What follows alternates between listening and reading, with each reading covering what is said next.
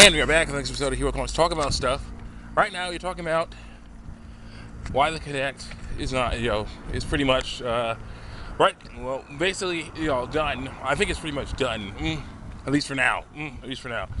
I will be doing a video about what I think the next Connect should look like, or another one about it, That's a bit more controversial than the other one I did, because it'll be using technology from their chief competitor. Okay, simple as that. But anyway, what I want to talk about now is this history of the Kinect and why I believe it's basically not doing so well. Basically, like many things before its time, it's too, I don't know about big, but it's too expensive, too buggy, and not very many good games are made for it. Okay? Go all throughout history, you'll see things like that. Okay, there are many things out there that were not done properly, that were just released, and people just didn't support the technology like they should have, and they failed. Okay, that's happening all throughout game history, all throughout gaming history. Who knows how long? Okay, that's basically it. That's basically how things have been going. But basically, yeah, the Kinect was an awesome idea. I, as someone who really enjoyed the Kinect and looks forward to showing off the awesome stuff the Kinect can actually do. I was annoyed to see how its treatment, but basically it's a very easy, especially the guy was on the phone. That guy was on the phone, so I didn't want to serve his call.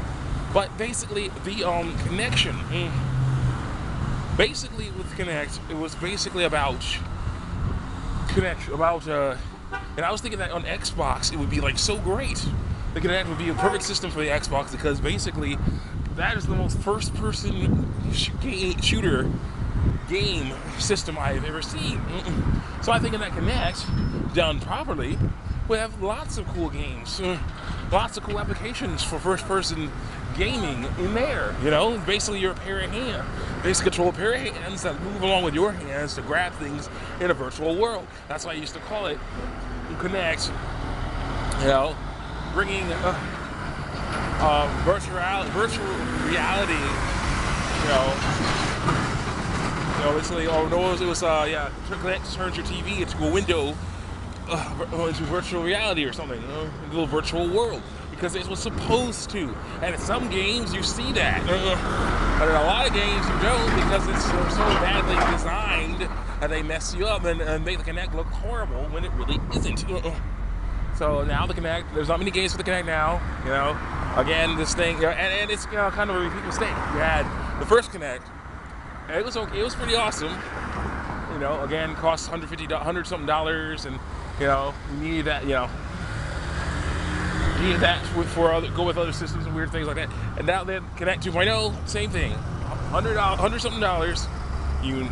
Only plays on a few games, and it's like, no one cares about it anymore. It did work on menus. You could actually make Connect move around, follow your movements enough to move a cursor around to actually select on things. You could actually talk to Kinect and say, Xbox on, turn your Xbox on. That is kind of a cool thing, but not the best thing, because people could actually just say Xbox off, turn it off. So that was a mistake. That was a mistake, because people could prank you with that easily. Just like, play the game, almost there, Xbox off, like, no. So yeah, that was a mistake, but other stuff is good. Other stuff is good. That was a good idea. They just, need to figure it out, make it work better now. When you don't do it right, it doesn't work, and that's the issue with it. Because basically, it's like, okay, that's the issue with me. They need to mess around, go back to formula a little bit. Basically, make it so it's mostly for navigating menus. They make games based on navigating menus. Make puzzle games for the Kinect. Figure out that tracking technology. Make puzzle games and make, of course, huge virtual world for the game, you to walk around it, move around it. I'd like to see that. That's the issue. Mist for the Kinect. Think about that. Mist. It would be easy to make a Mist for the Kinect. You basically just, pull a switch. You have like a hand out there, or two hands.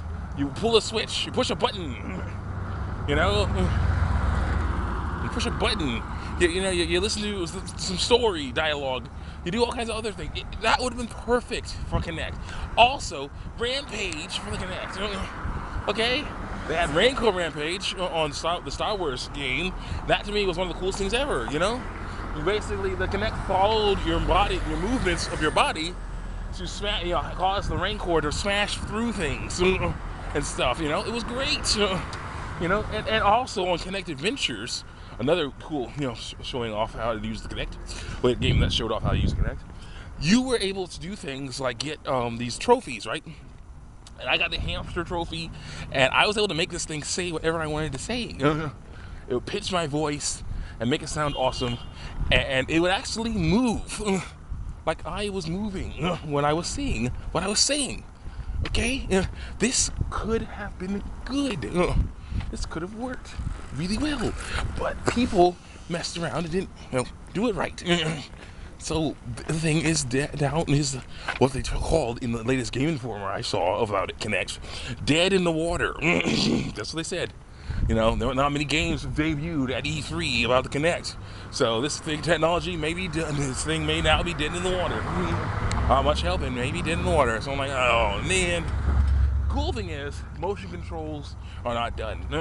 Okay, motion controls may take a little break, but they'll come back. Especially once Nintendo realizes that the Wiimote was actually the best way to be able to make motion controls. Then they'll be like, hey, we had the Wii that sold billions, millions of people bought this thing, and everyone could pick up and play this. Okay, little children, the gaming crowd themselves who like Nintendo, and grandmas and grandpas would play these games because the Wii Remote was so intuitive, so easy to pick up and use. So easy to pick up and use.